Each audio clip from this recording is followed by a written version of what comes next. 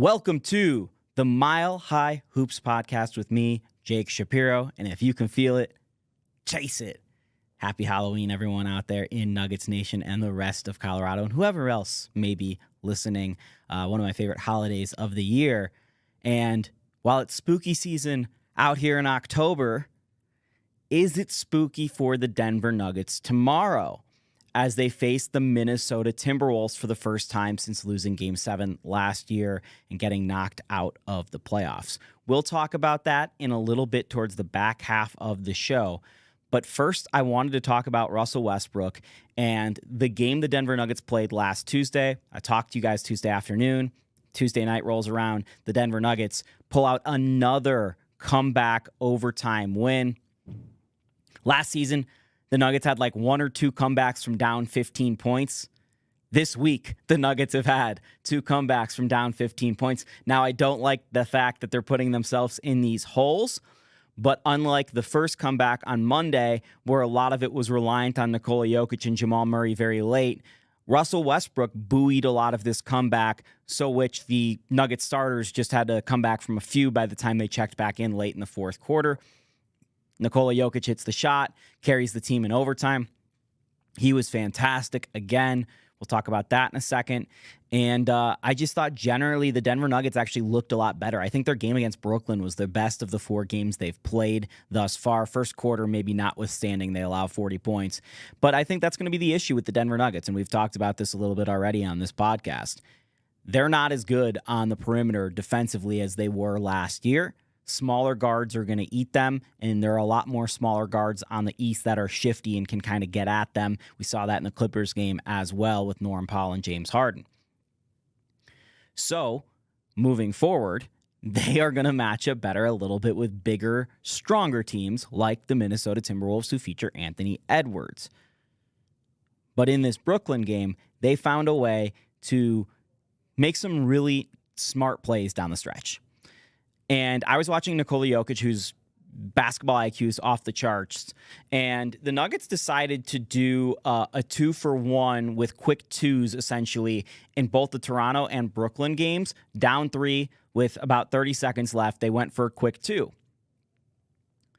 It worked out both times. And the second time it worked out because Nikola Jokic, after making a bucket on a weaker free throw shooter in Dorian Finney-Smith, and a weaker defender in this case as well, he immediately ran to him and fouled him because some reason he got the inbounds pass. He splits the pair. Nuggets come back down the other side. Jokic backs him down right into the paint again and ties the game.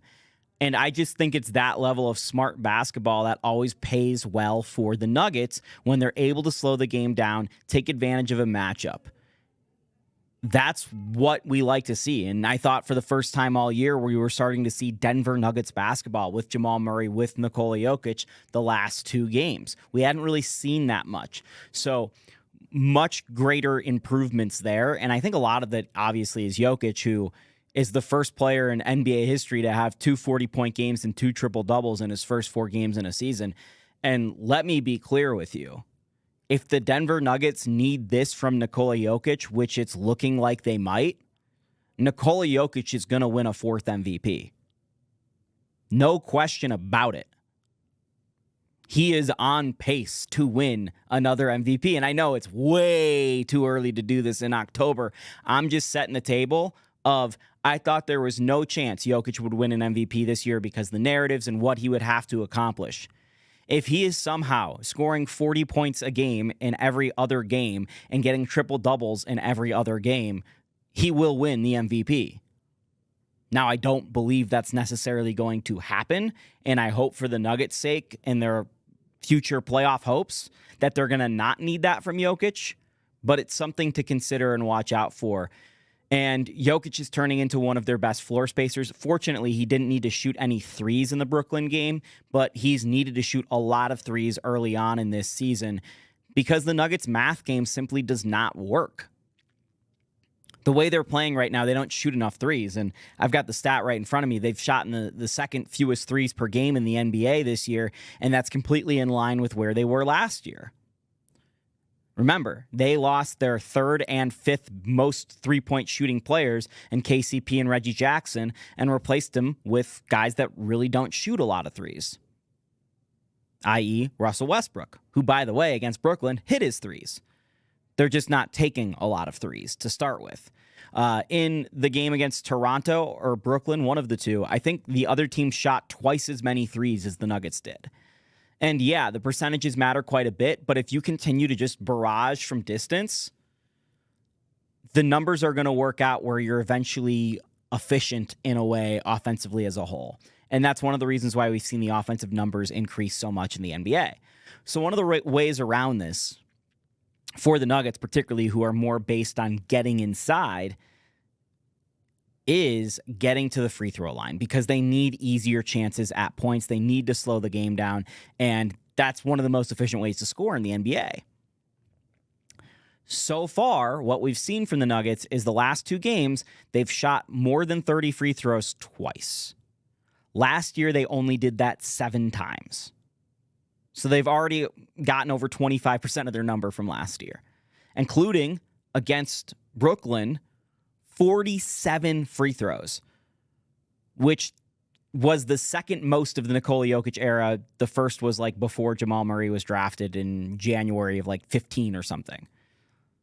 That's a huge number for the Nuggets and a great sign of positivity. If the Nuggets can continue to get to the line 25 to 35 times a game, that's going to be greatly beneficial for them, not only because it's easier, cheaper points, but it's also going to give them an ability to rest their big players a little bit because they're going to have to play so much this year because the bench is so weak. So that's what I really like about the free throw number. I also like that Russell Westbrook got to the free throw line 10 times in that game and hit all 10 of his free throws. I thought in the third game against Toronto, his decision-making and shooting were still poor, but he looked a lot better. He brought it all together in game 4 with the shooting and decision-making and all the athleticism and aggressiveness that he brings to the ball. I liked it. That's exactly the Russell Westbrook you were hoping for, is what you got in Brooklyn. Now, can he do it again? Can he continue to do it? That's the question, right? Let's look at the Wolves game. One of the big changes, obviously, for the Nuggets is Russell Westbrook is where KCP was. And KCP was the primary defender on Anthony Edwards, who many people have picked to be an MVP candidate this year. Christian Brown is going to be that primary defender now. I think Christian matches up a lot better with Edwards, at least on the defensive end of the ball for the Nuggets. I do wonder a little bit about the defensive lineup the Nuggets are rolling out late in games, which is minus their starting 5, just Michael Porter Jr., and you put Russell Westbrook in there. So you're losing a 6'10" guy, and you're putting a 6'2" guy out there. I know Russ hustles a little bit, but Mike is not that bad of an off-ball defender. He's a really good rebounder as well.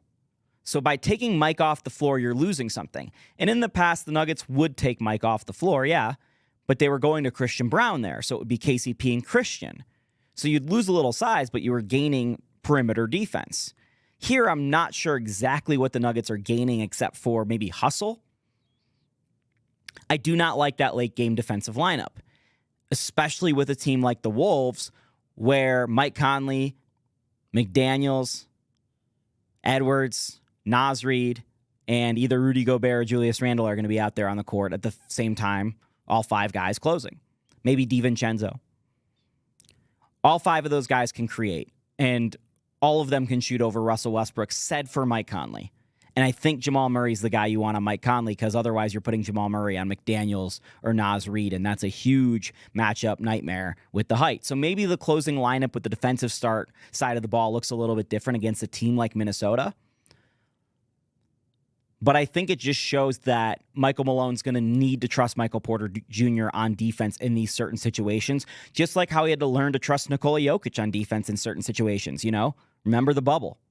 He was putting Plumlee out there for Jokic at times. Never saw that again after that Anthony Davis shot.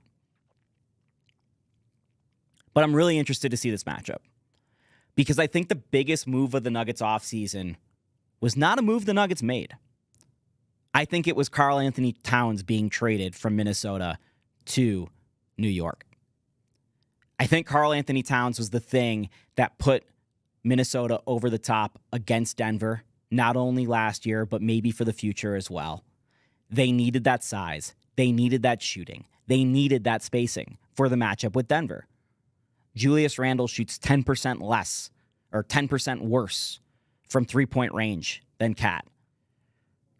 Julius Randle, while a great player at some times, I do not think is that serious of a basketball player. Does not hustle on defense. And you could say the same thing about Cat at times. But go back and watch that series against Denver. And Cat was really good on defense. To the point where Minnesota's defense was still awesome in the game Rudy Gobert missed. And Cat was relied on. I don't like the Minnesota matchup still. It's still a little bit scary. But I think it's significantly less scary than it was before. And yeah, they added DiVincenzo. They added Ingles. And they got rid of Kyle Anderson, who couldn't shoot and was a disaster last year. And maybe 2 years ago against the Nuggets too. But you're relying a lot on Naz Reid now. And I like him as a player. I just don't know if he's a guy you want to rely on in a clutch moment. You're relying a lot on Rudy Gobert, whose playoff inefficiencies and ineffectiveness is well known. And you're clogging the lane with those two guys at times. Naz shot can be inconsistent. And Julius Randle for one of the best paint drivers in the game in Anthony Edwards. Like I said, I think the Nuggets losing KCP does hurt them in this matchup, but maybe this is one of the matchups where it actually hurts them not as bad. But Minnesota will continue to clog the paint against Denver. They'll put Rudy on Aaron Gordon. They'll put Naz straight up on Jokic. But Jokic cooked Naz. He got those shots off quick last year. Naz was played off the floor in that series. And I don't think Julius Randle's stopping them either. So you're going to have to put probably Rudy Gobert on Jokic, who Jokic eats alive. And you're going to have to put that power forward actually on the power forward.